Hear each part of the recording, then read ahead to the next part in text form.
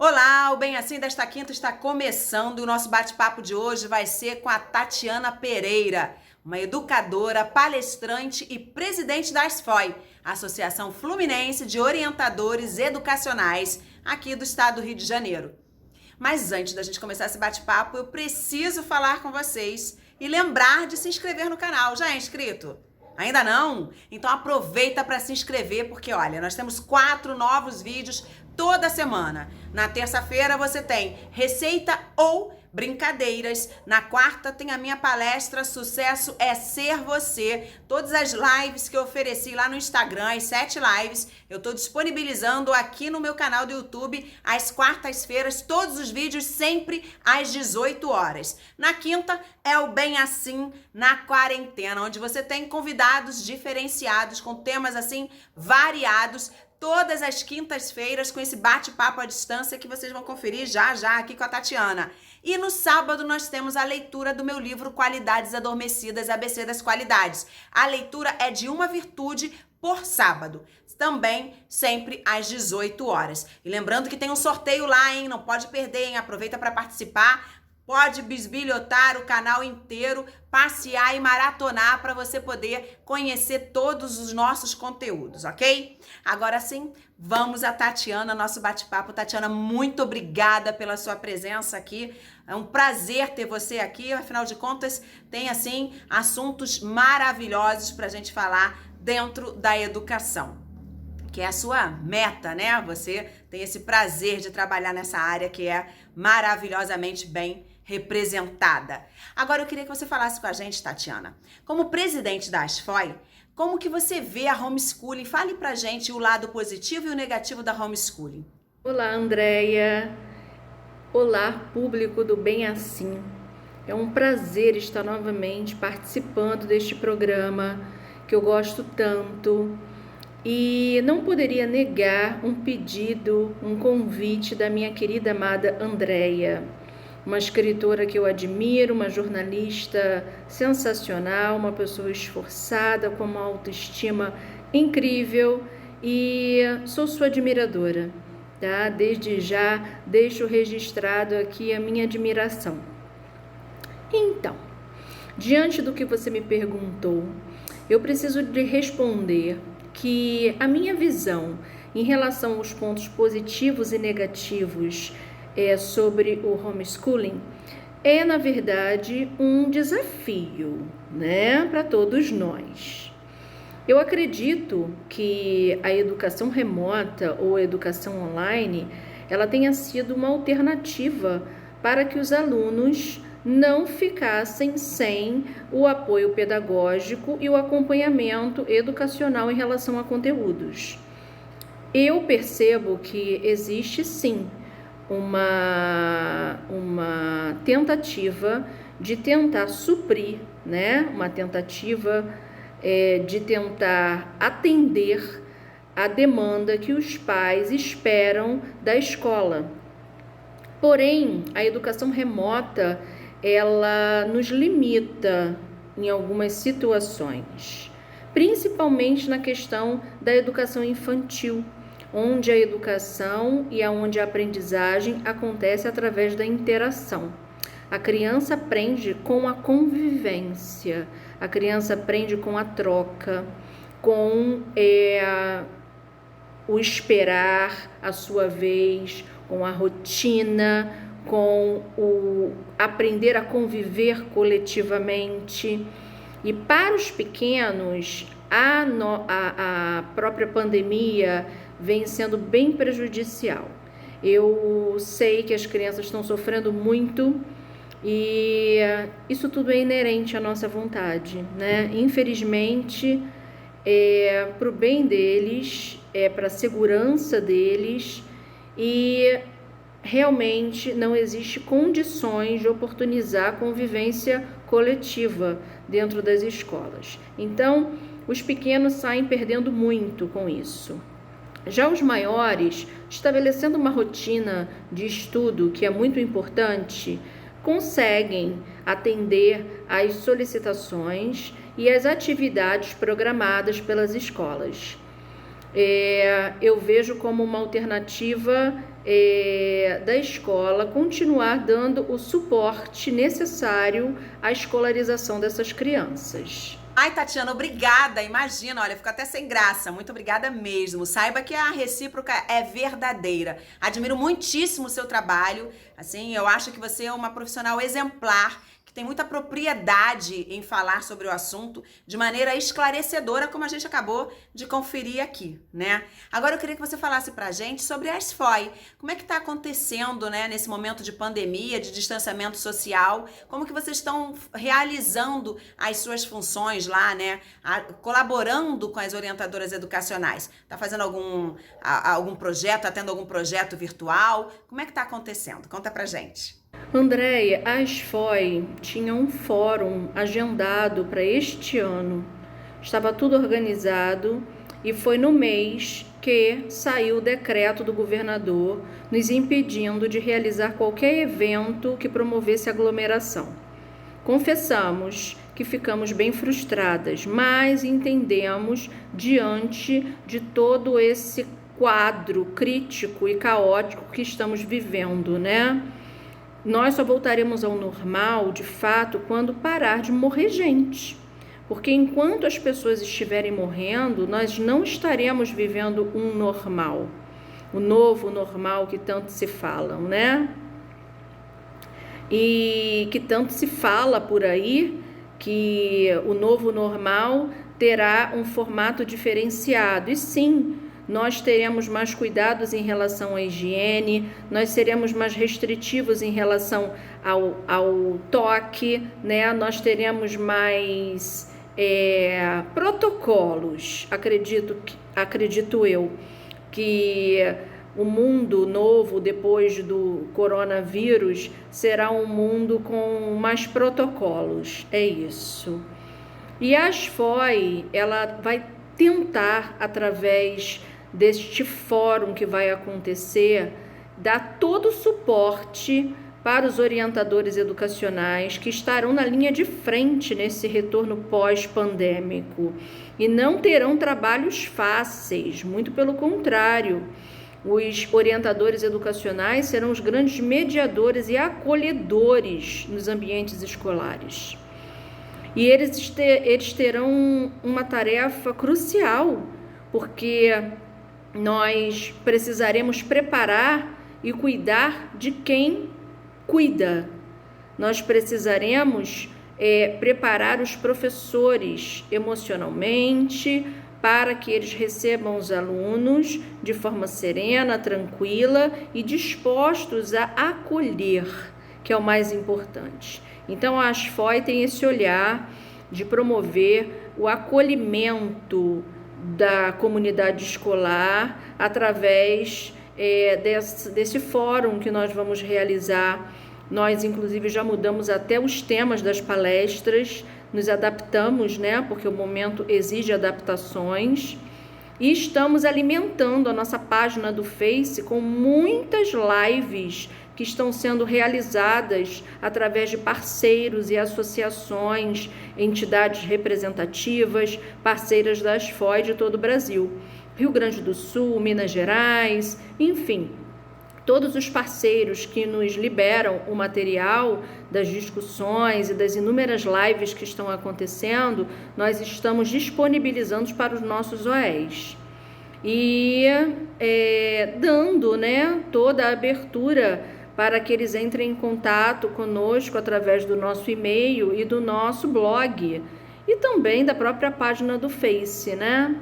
Estamos sempre à disposição para dar suporte aos orientadores educacionais. Realmente é muito valioso, né, essas lives acontecerem nesses momentos aí de distanciamento social, para que possa trazer conteúdo, né, informação para os orientadores educacionais e também ter esse feedback, né, para que eles possam lá esclarecer e deixar sugestões de assuntos, de pauta para, né, favorecer as necessidades deles nesse momento. Agora eu queria, voltando ao homeschooling, eu queria que você falasse pra gente sobre esse momento. O que você acha? Esse aprendizado está sendo necessário, está sendo válido, está sendo útil? Ou você acredita que vai haver a necessidade de uma recuperação, como já foi sugerida aí, né? Que aconteça entre dezembro e fevereiro, ou ainda uma avaliação bienal? lembrando também, né, que as famílias e esses alunos estão, assim, num momento muito estressante, né?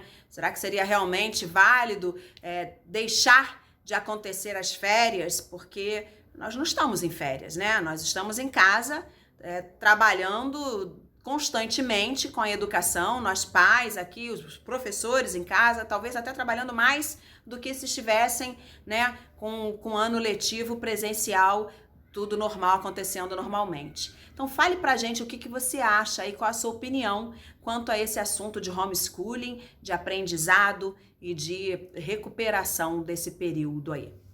Quanto ao homeschooling, eu acredito, como eu falei primeiramente a você, na sua primeira pergunta, né?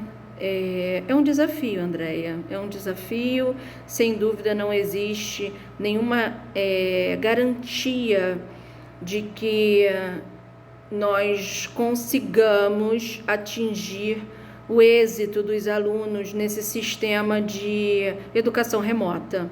Mas o aprendizado ele vai acontecer, deixando algumas lacunas, obviamente, porque nada substitui a presença de um professor.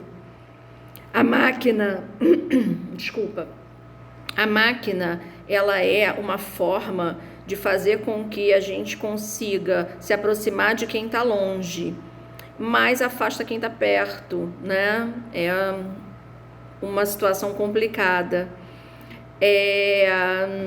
Sobre o ano letivo, nós precisamos pensar de uma forma afetiva. As crianças estão passando por momentos traumáticos, então todo o aprendizado que acontecer este ano, nós temos que entender como um grande ganho. Nós precisamos garantir a integridade emocional dos nossos filhos e dos nossos alunos. Nós estamos vivendo uma guerra silenciosa, mas que todos nós estamos afetados. E as crianças sentem, e as crianças percebem, e eles sentem tudo. Nós estamos vivendo um momento de caos, de pressão, de mudanças de padrão familiar, escolar, social, enfim. Acho que nós precisamos focar no emocional dos nossos filhos e dos nossos alunos. A aprendizagem, ela é importante, mas ela vai ser compensatória. Após o retorno presencial, as escolas terão que montar um plano de ação pós-pandemia, avaliar esses alunos, fazerem sondagens, avaliar qual seria a melhor estratégia para sanar essas lacunas conteudistas, né? Que para mim, e na minha opinião, não são o mais importante, tá? Nesse momento, o mais importante é acolher essas crianças e ver o que foi apreendido por eles neste período de distância da escola. E sobre a avaliação bienal, é uma discussão que depende de outras esferas, é processual. A gente depende do decreto do governador para ter uma deliberação municipal, para então decidir o que vai ser feito em relação à avaliação bienal. Então, é uma coisa que depende de muitas esferas, entende? Entendo e concordo plenamente com tudo que você disse. Meu filho está no 2º ano, né? E ele tá assim, eu posso dizer para você que o homeschooling para ele, no caso dele, tem sido assim muito proveitoso, porque eu estou mais presente, né? E tô acompanhando diariamente todo o aprendizado dele. Então tá sendo muito útil pra gente aqui. Eu quero aproveitar para parabenizar a escola dele, os professores que montaram um plano de aula assim espetacular, onde está sendo muito útil, muito proveitoso. Lógico que no início, assim como eu acredito que com todos, foi assim complicado, né? Teve que ter esse período de adaptação. Afinal de contas, ninguém estava preparado para a situação, né? E todos nós tivemos que nos adaptar, já estamos até nos acostumando, né, com essa situação. E acredito que vai melhorar a cada dia, assim espero, né? Agora fala para mim, o que você acha? Divide com a gente. Qual a sua opinião quanto ao retorno das aulas presenciais neste momento? Minha opinião sobre o retorno às aulas presenciais neste momento é muito clara e incisiva.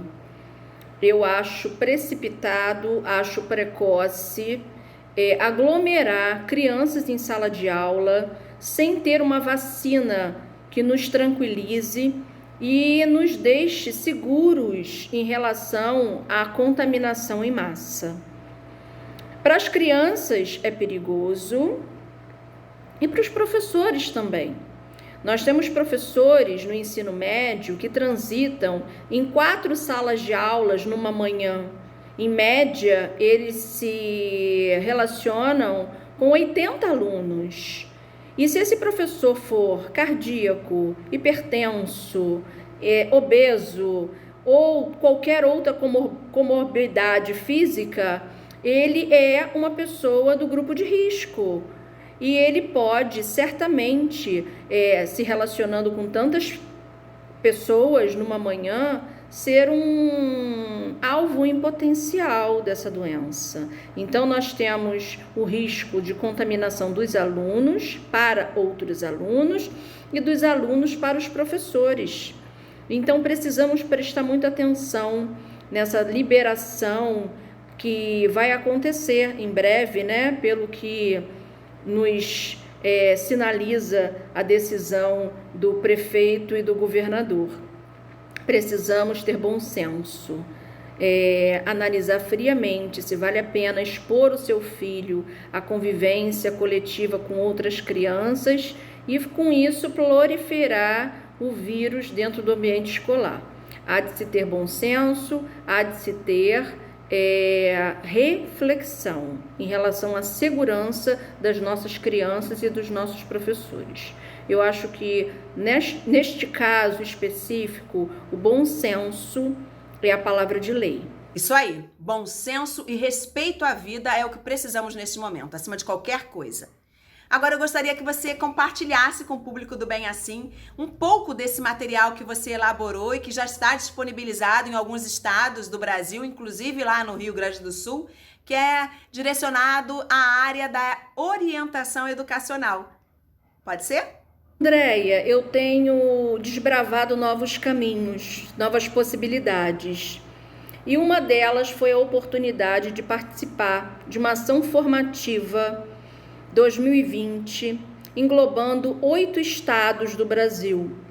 Eu contribuí com uma videopalestra para este momento formativo e foi um enorme prazer, uma honra ter sido convidada pela representante do Rio Grande do Sul e pela representante de Minas Gerais.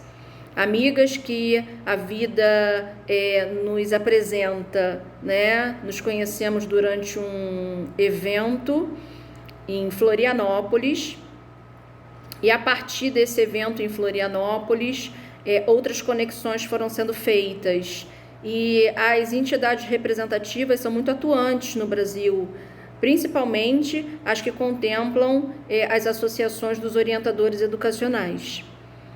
E a minha participação se deu com o intuito de fortalecer o emocional dos nossos professores, orientadores, coordenadores pedagógicos, inspetores escolares, diretores, vice-diretores, inspetores, todos os profissionais que contemplam o contexto escolar. Eu trouxe algumas informações nessa formação, nesse vídeo, na verdade, né, que entrou na ação formativa, que não são tão felizes, nem tão positivos assim. Uma delas é a informação de que a educação remota ela não é democrática. Ela nos traz a informação segura através de dados e pesquisas que só 40% da população do Brasil conseguiu ser contemplada com a educação remota. Isto quer dizer que 60% dos nossos alunos do Brasil não tiveram acesso e não estão tendo nenhum suporte pedagógico e educacional em relação à aprendizagem.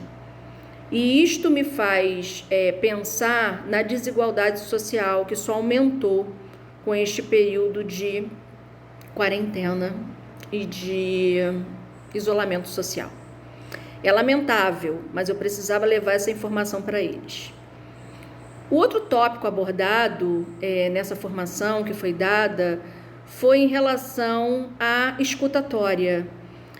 Muito se fala em oratória, em aprender a falar bem, em aprender a se posicionar bem diante da câmera ou na frente de uma sala de aula ou num palco dando uma palestra. É ótimo, é excelente a gente conseguir se posicionar e se fazer entender. É maravilhoso, mas a gente esquece de escutar as pessoas. E neste momento de retorno pós-pandêmico, vai ser muito importante todos nós que trabalhamos no processo educacional exercitarmos a escutatória. Essa é uma fala do meu amado e estimado Celso Antunes. Eu tive a oportunidade de ouvir isso dele num congresso em Salvador, alguns anos atrás. E eu internalizei. É necessário exercer a escutatória para que consigamos nos aproximar afetivamente das pessoas. Os nossos alunos chegarão muito traumatizados, carentes e precisando ser ouvidos. Eles precisam colocar para fora todo esse período de silêncio, porque nem todas as famílias deram abertura para eles falarem o que sentiam. Então é muito importante os educadores terem em mente que os alunos vão precisar verbalizar. E não vai adiantar mandar falar assim, cala a boca, silêncio. Nós vamos precisar deixá-los falar, externalizar toda essa dor contida, porque eles estão há meses reclusos. E no momento em que eles voltarem para a escola, após a pandemia, eles vão falar e vão falar muito. Então, os professores têm que começar a se preparar para esses diálogos sem fim. Num próximo momento, eu vou fazer uma abordagem dentro do olhar acolhedor, tá? A gente já vai falar sobre isso. Lá na frente eu vou falar sobre isso. Mas é importante ressaltar que nós precisamos cuidar de quem vai cuidar. Primeiro, as escolas precisam cuidar das suas equipes, para depois, então, as suas equipes cuidarem das crianças e adolescentes que estarão retornando ao ambiente escolar. Tá bom? Parabéns, Tatiana, você é brilhante, como sempre aí, dando o seu melhor para contribuir para uma educação melhor para todos, né? Nesse momento, esse material vai ser muito útil. Acredito que toda a rede de ensino vai ter interesse em ter contato, em adquirir esse conteúdo, né?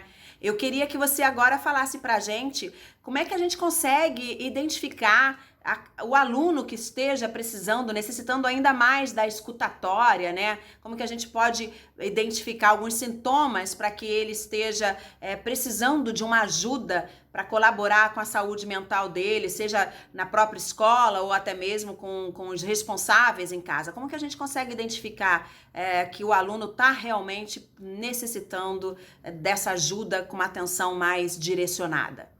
Os principais sintomas que os alunos precisam de atenção especial são nítidos e os pais conseguem observar com muita facilidade na mudança comportamental.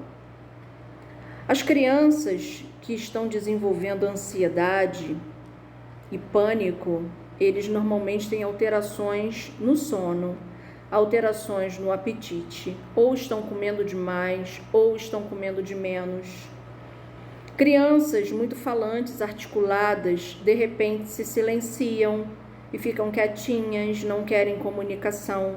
O isolamento é uma sinalização.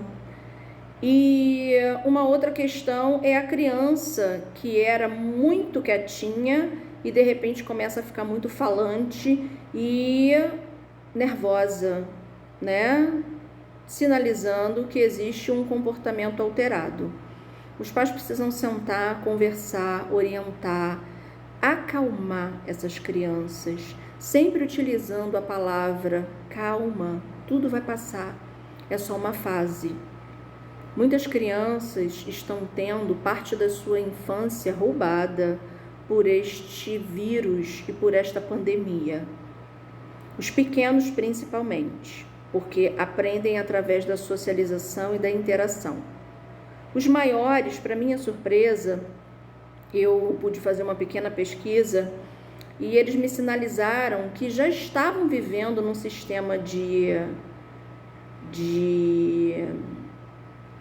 Oh, meu pai, esqueci a palavra. De reclusão, vamos dizer assim, reclusos.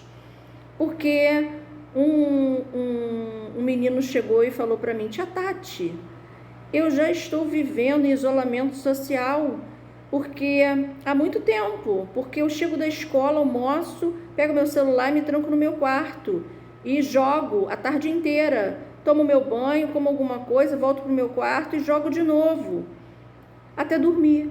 Então eles já estavam fora do convívio familiar e fora do convívio social, porque tinham um ritmo de vida muito diferenciado através do vício nos aparelhos eletrônicos. Então isso é uma sinalização de que o seu filho precisa de uma atenção especial.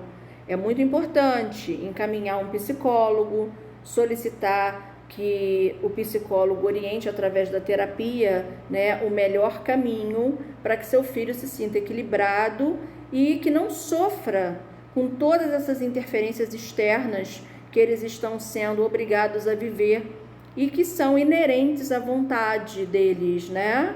Ninguém escolheu viver uma pandemia e as crianças e adolescentes têm uma dificuldade muito grande de processar essas informações. Nós adultos conseguimos processar porque já temos um nível de maturidade e entendemos que é necessário nos resguardarmos, é necessário evitar de sair de casa só por uma necessidade, mas as crianças não, e elas sofrem muito com isso. Então, o meu conselho aqui é o diálogo acima de tudo. Observando mudanças comportamentais, procurar um profissional da área de saúde, um psicólogo, para que tenha um acompanhamento terapêutico, para auxiliar essa criança e minimizar os seus traumas e as suas dores. O diálogo é primordial, né? Ele ajuda e colabora bastante neste momento. Mas às vezes o próprio responsável está precisando ser ouvido, né? E não tem uma estrutura para conseguir um bom diálogo. E como que a escola pode colaborar, né, e ajudar tanto o aluno quanto esse responsável nesse momento? Vamos lá. Que orientações eu posso dar para as escolas nesse momento pós-pandemia?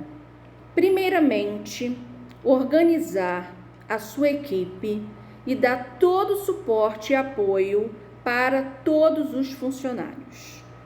Antes de sermos professores, orientadores, coordenadores, inspeção escolar, ajudante de classe, inspeção, enfim, todas as figuras que compõem a estrutura escolar, somos seres humanos. E todos nós estamos saindo, né? Eu ainda não sei quando isso vai terminar, mas creio que sairemos bem feridos de todo esse processo pós-pandemia. Então, primeiramente, a escola precisa oportunizar este acolhimento a quem vai acolher. E neste momento eu me coloco à disposição.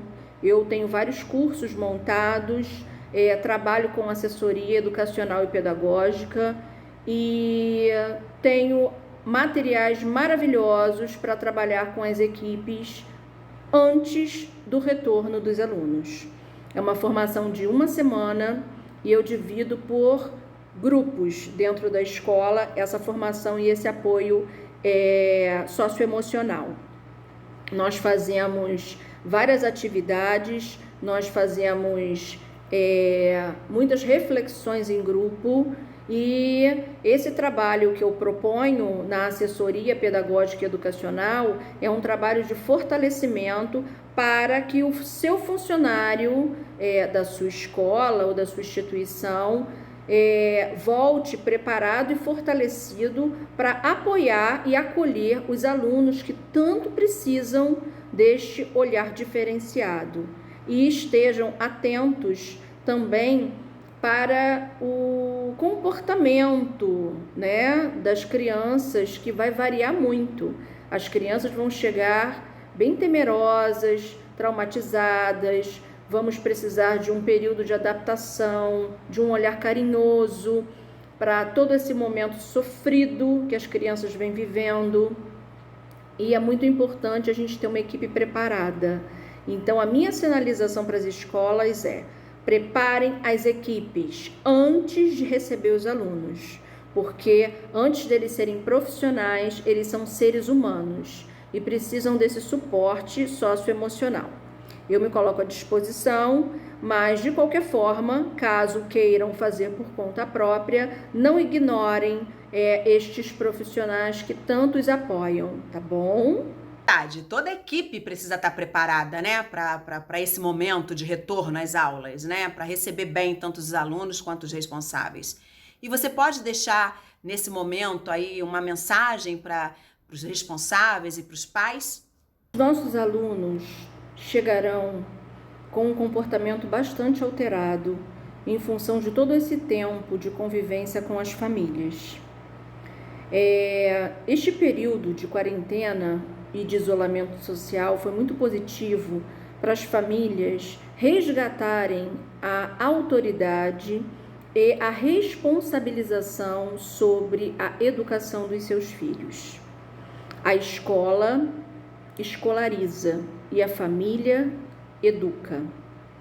Eu sempre digo nas minhas palestras e nos meus cursos que é muito importante a gente chamar os pais para a responsabilidade que lhes cabe. A família precisa entender que o primeiro meio social da criança é a família, em segundo, a escola. Nós precisamos trabalhar em parceria, fazer uma junção para o sucesso e o êxito do aluno ou do educando. Todos nós sabemos que a escola é o maior ambiente socializador que existe. E as crianças estão longe desse ambiente. Quando as aulas presenciais retornarem, nós vamos precisar impor muitas regras e muitos limites, porque eles chegarão com vícios e novos costumes. Então, a escola precisa se posicionar como a adulta dessa relação, tanto para os pais quanto para os alunos. A escola vai precisar deixar muito claro que o ambiente escolarizador precisa ter regras e limites muito bem definidos. E essas regras e limites precisam ser respeitadas, principalmente pelas famílias e, na sequência, pelos alunos. Esse período de distanciamento do convívio escolar fez com que as crianças se desvinculassem de uma rotina diária. Então vai ser trabalhoso, mas é possível resgatar essa rotina com ordem, com regras e com disciplina. Eu costumo dizer também que a falta de limite é abandono, e nós precisamos impor limites para nossas crianças e para os nossos adolescentes. Criança clama por limite. A falta de limite é abandono. Então eu espero que as famílias continuem assumindo a responsabilidade sobre os seus filhos e contribuindo com a escola no processo de aprendizagem e desenvolvimento das nossas crianças. Porque essa parceria é muito sadia e é tudo que a escola precisa, da família acompanhando o processo, da família presente na escola. E eu espero do fundo do meu coração que consigamos esse avanço entre família e escola depois de um processo tão traumático para todos nós. É isso aí. Educar é persistir, né? É muito difícil a gente conseguir dar uma educação, né? Porque nós temos que persistir e repetir diariamente. Mas, por amor aos nossos filhos, a gente consegue, não é verdade? Agora eu posso abusar e te pedir uma mensagem para todo o público do Bem Assim? Mensagem final, eu gostaria de deixar registrado que nós, professores, educadores, estamos acostumados a nos adaptarmos. Nós temos essa capacidade, e essa capacidade é um poder que nos traz a condição de oferecer para o nosso aluno uma educação inovadora, capaz de encantar e de acolher os nossos alunos, fazendo com que eles continuem acreditando que a educação é a única forma de transformar o mundo. A educação é a única arma contra a ignorância. Nós precisamos ter fé em dias melhores, para sempre. Nós precisamos acreditar que o que passou, a nossa realidade anterior, não irá retornar. Então a palavra é se reinventar. Todo professor tem dentro de si uma semente de renovação. Nós temos a capacidade de se renovar, de nos renovar a cada dia, a cada hora, a cada minuto. Eu acredito no potencial de cada professor e eu acredito que cada criança, que cada adolescente vai também conseguir superar esse momento difícil, porque sabemos que somos seres com capacidades infinitas. E com a ajuda da família, todos nós vamos conseguir superar esse momento difícil e voltarmos a uma convivência diária, produtiva e focada no bem-estar e no êxito de todos os nossos alunos. O professor é o grande modificador de personalidades e de quadros que nós não tínhamos condições de modificar. Aí vem o professor de uma maneira muito despretensiosa, olha para aquela criança, entende aquela criança, acolhe aquela criança e se torna referência para ela. O professor ainda é o espelho para muitos alunos. Muitos alunos estão vivendo situações complicadas. Nem todas as configurações familiares são favoráveis. Nem sempre as nossas crianças estão em isolamento social com pai e mãe debaixo de proteção e amor. Muitos estão convivendo com padrastos, sofrendo abusos, não só abusos de outra ordem, abusos verbais, abuso moral e também outros tipos de abusos que nós sabemos, né? Sexuais, acontece. E essa criança vai precisar ser ouvida quando retornar para a escola, porque dentro do ambiente em que ela está de quarentena, ela não foi protegida. Então o professor precisa despertar esse olhar carinhoso, afetivo e acolhedor, tá? É o que eu tenho que ressaltar aqui para vocês. Eu não poderia deixar de alertá-los para essa questão. Muitas configurações familiares são desfavoráveis para a criança. Eu tenho certeza que muitas crianças estariam muito mais felizes tendo a condição de ir para a escola todos os dias, a ter que conviver com pessoas que não o protegem, né? Quem deveria proteger não está protegendo.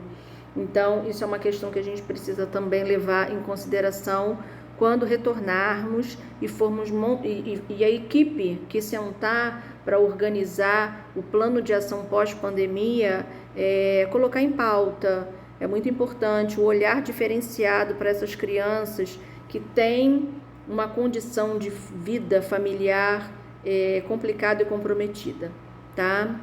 Aqui fica o meu beijo carinhoso a todos. Espero ter contribuído com essa entrevista, tanto para as famílias quanto para os educadores, de uma forma geral, contribuindo como uma atitude de ação social solidária porque é de minha responsabilidade compartilhar o conhecimento e alertar as famílias, consolar e dar todo o suporte que vocês precisarem, tá?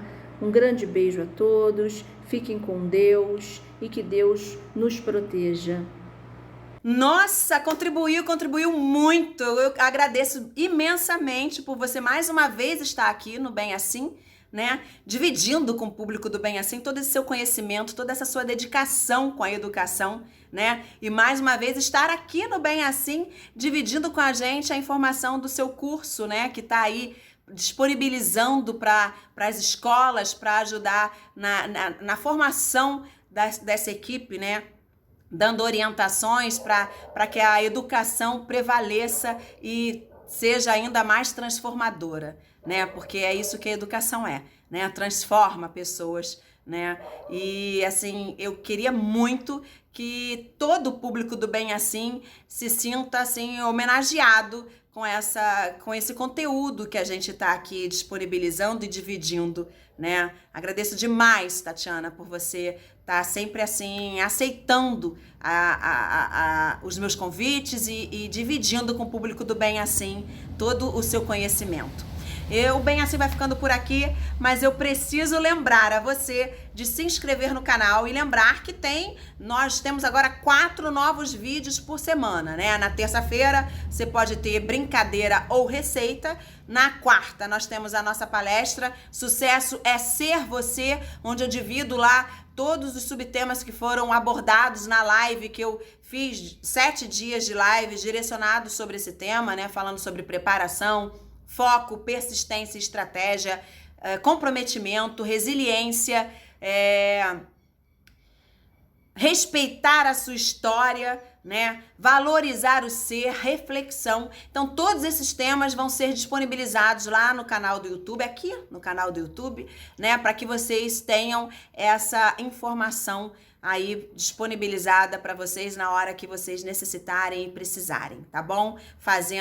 Ajudando vocês, transformando vocês, motivando vocês a valorizar o ser, né? Lembrar que o ser é o que há de mais importante na nossa vida, porque o ser fica para sempre. O ter não vai com você ao infinito, não, né? Então, gente, lembrando também que quinta-feira tem sempre o Bem Assim, aqui com um convidado diferente, falando de um tema, dividindo o conhecimento dele com vocês, com temas diversificados. E no sábado, a leitura do meu livro Qualidades Adormecidas, ABC das Qualidades, sempre lendo uma qualidade por sábado. E todos esses vídeos estão disponibilizados às 18 horas, com estreia. O que quer dizer estreia? A estreia é que eu posso estar lá conversando com vocês pelo chat, ok? É como se fosse ao vivo. O vídeo não é ao vivo, mas eu estarei lá ao vivo com vocês, sempre às 18 horas, o tempo inteiro do vídeo, pra gente poder combinar, conversar pelo chat, ok? Eu vou ficando por aqui e eu espero que vocês compartilhem, se gostaram do vídeo, dê o seu joinha e compartilhem com o maior número de pessoas possível pra gente ajudar o maior número de pessoas possível, ok? Então, a gente se encontra na quinta-feira no próximo Bem Assim, ou se você preferir, no sábado, fazendo a leitura do livro Qualidades Adormecidas, ABC das Qualidades. Eu não me lembro qual vai ser a qualidade dessa semana, mas a gente já leu várias qualidades. Somos 23 e tem sorteio, aí você pode ganhar um livro, pode ganhar um exemplar com dedicatória exclusiva, enviado somente para você, chega aí na sua residência. Então, vai lá conferir e aproveita para participar. Lembre-se de ativar o sininho para que você tenha toda a informação de sempre que eu tiver um vídeo novo por aqui, ok? Beijo, até a próxima quinta.